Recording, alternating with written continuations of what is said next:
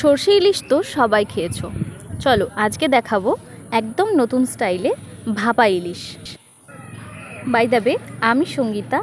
আজকে তোমাদের সাথে শেয়ার করব ভাপা ইলিশের রেসিপি।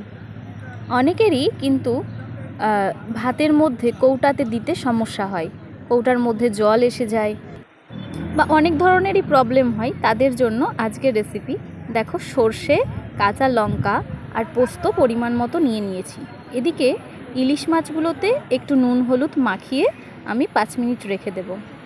এবার সর্ষে, পোস্ত আর কাঁচা লঙ্কা একটু লবণ দিয়ে যে পেস্ট আমি করে রেখেছিলাম, সেটা একটা কড়াইয়ের মধ্যে পেস্টটা পুরোটা ঢেলে নিয়েছি। আর তার ওপর দিয়ে ছড়িয়ে দিয়েছি সর্ষের তেল।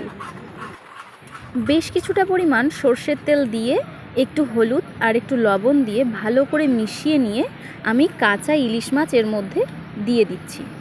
মাছটা কিন্তু আমি ভাজা রান্না করব না, কাঁচা দিয়েই রান্না করব, কারণ ইলিশ ভাপার আসল টেস্ট কিন্তু কাঁচা মাছেই আসে।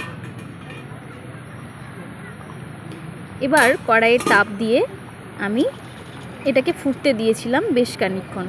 তোমরা দেখতে পাচ্ছ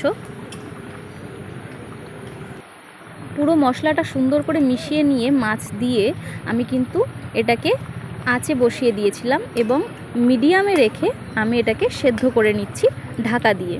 বেশ কিছুক্ষণ ঢাকা দেওয়ার পর ঢাকনা তুলে মাছগুলোকে আবার একটু উল্টে পাল্টে নেব।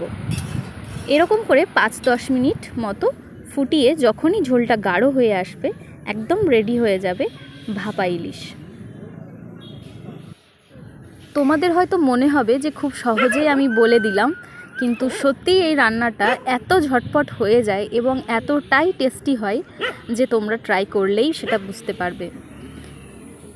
তো তোমরা ঝটপট বানিয়ে ফেলো আর আমাকে কমেন্ট করে বলো তোমাদের কেমন লাগলো।